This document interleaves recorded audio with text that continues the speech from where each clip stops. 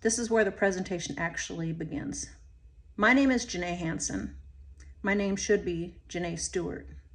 My lineage of service goes back to the Civil War, and then I have a picture of all of my family and their service clear back to Civil War. And then I'm going to tell about how my great-grandpa from World War I gave away my grandpa to his sister after he got back from World War I, and that my family from World War II, my great-grandpa gave away my grandpa to his sister. We lost our name. My grandpa was an alcoholic and basically quit being a dad to my dad. So alcohol addiction, and then go over that. But I've got a chart that I'm going to explain that better. So after I do that, I'm going to say, I've always been patriotic, but over the last few years of realizing the devastation that has been done to our beautiful America, it has ignited a fire in me that has remained stuffed for several reasons. My own ability to speak truth, our previous government, and thinking to myself, why aren't we doing anything?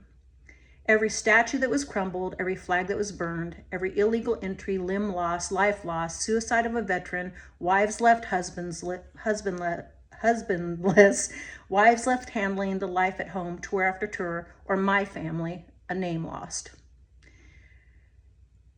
Generations of systemic trauma, addictions, and I feel like, hold on, okay. A name lost, generations of systemic trauma. The price for our freedom simply cannot be measured, and the generations before us or after us need to remember it and embrace it.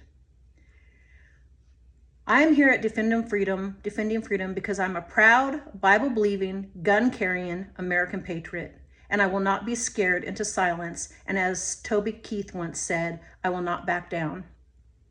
My family's sacrifices have paved the way for my freedom of speech, and I'm going to use it today. Will you let me? We have an American epidemic, a corrupt and broken system of cover-up and sin that is yielding countless victims, and I am one of them. A corrupt and broken system of cover-up and sin. I'm here to talk about, forget that, I did that twice. I'm here to talk about toxic churches that incubate abuse, a system that has predatory self-managing and self-regulating tactics that make it a predator's feeding ground. And sadly, yes, the ravenous wolves smell the smell of the wounded, and a shark-feeding frenzy ensues that there's blood in the water. We must have religious reform that brings us back to the true standards of what God intended for leaders. And the litmus test is biblical principles, and the standards should be very high. You should not be able to be a pedophile and buy a $25 ordination certificate off the internet and be able to lead children. I'm going to tell you a story, and I'll let you decide if it's fact or fiction. Once upon a time, there was a little girl. Her daddy came home from Vietnam, a broken, addicted shell that led his family into chaos. She never got to have the dad that comforted her, helped her with life's trials, or made her feel safe. She actually had to take care of him and her entire family from a very young age. Always apologizing ahead of time everywhere she went, avoiding the shame of bad clothes, being poor, addicted, inconsistent parents, and the constant of not fitting in anywhere she was most of her entire life. She had eaten from trash dumpsters, gone from drug house to drug house, and had grown men kiss her all over the face. One of the drug houses, the man was later found dead in a dumpster. Another was charged with doing things to underage girls, and this was clear back in the 70s. Growing up with her beautiful codependency, she says beautiful because she would not have changed a thing. Looking back, Jesus had her the entire time, cupped in his hands, and still does. She tolerated situation after situation, and yes, made many mistakes herself along the way. Many wrong roads, and a couple marriages later, she prayed a very specific prayer. She thought God had answered and delivered her, the man of God, on a silver platter.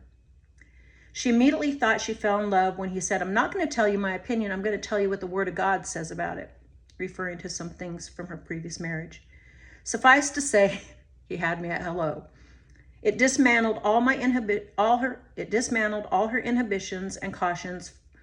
For some reason, the pastor card granted him unlimited access to her entire life without vetting the truth and actual facts. He preyed on her vulnerability, but she was also responsible for many of her poor choices. Life is funny that way. She believed she would be protected from harm and loved as Christ loved the church. He had said he was a former pastor, and although had made an indiscretion, told many, many stack lies.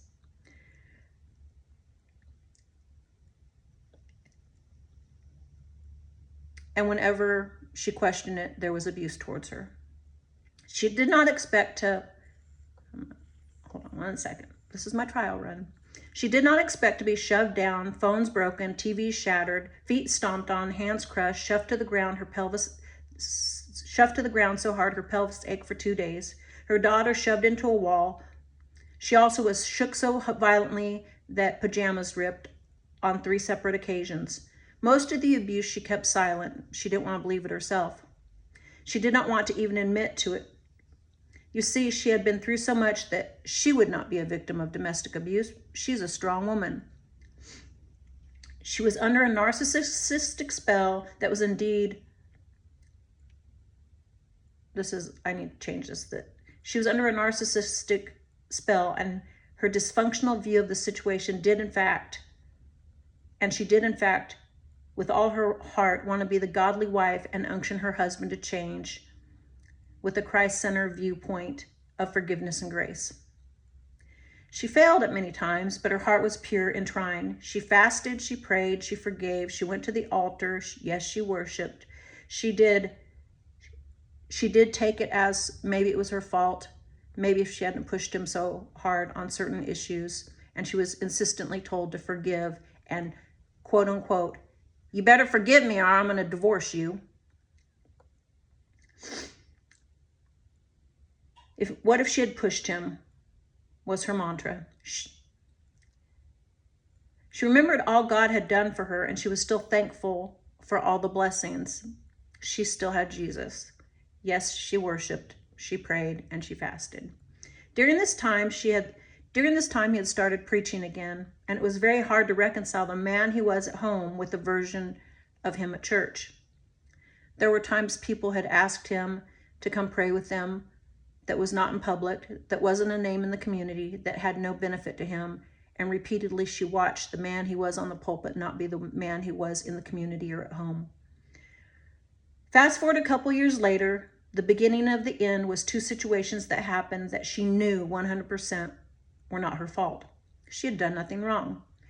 He had officiated his best friend's son's wedding, and I guess was in the spirit of wedding bliss. He said he was really sorry he did not let her have a nice wedding, and you see everything she had brought up to buy, even a Facebook dress of $125.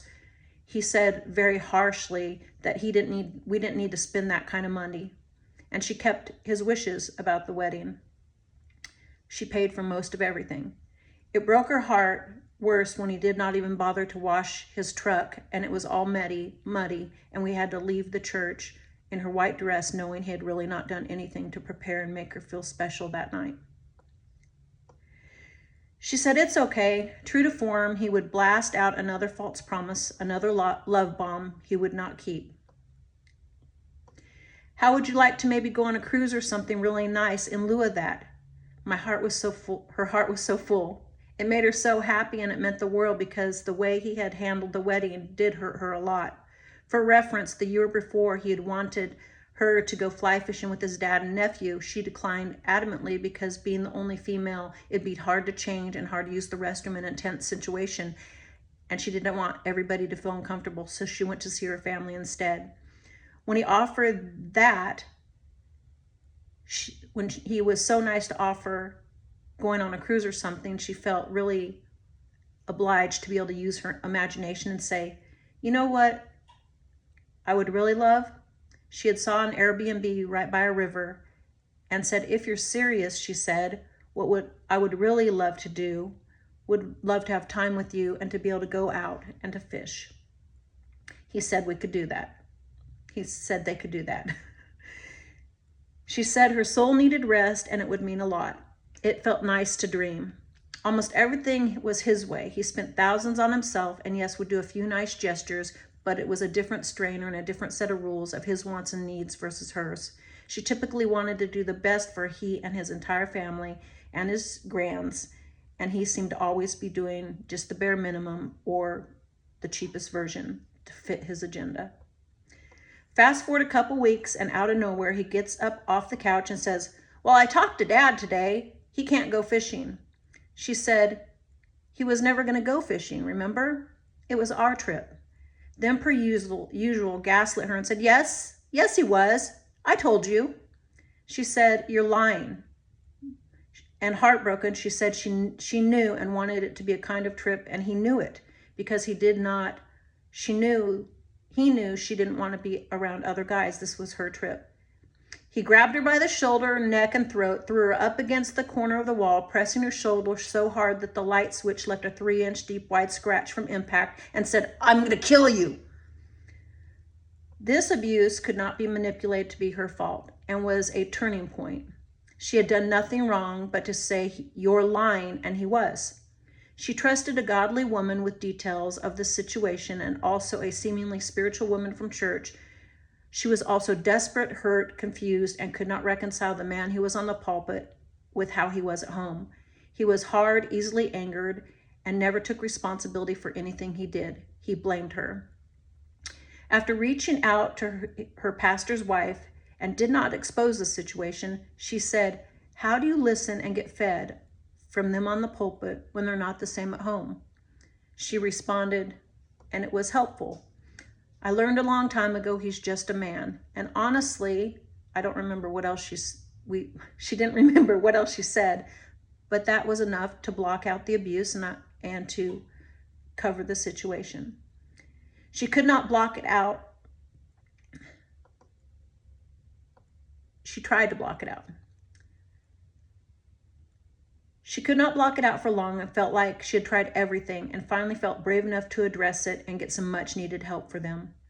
Her intent was not to expose him, but to get help for their marriage and build a foundation. She had come to the conclusion, as far as her own walk with the Lord, that maybe her calling was him. She wrote down a meeting and wanted to schedule it with the pastor and his wife on 9/21/24, and it is as follows. So I think most of you have seen those notes of that. And I'm going to stop this video. So this is video number 2. I'm at 13 minutes. So hang on, please.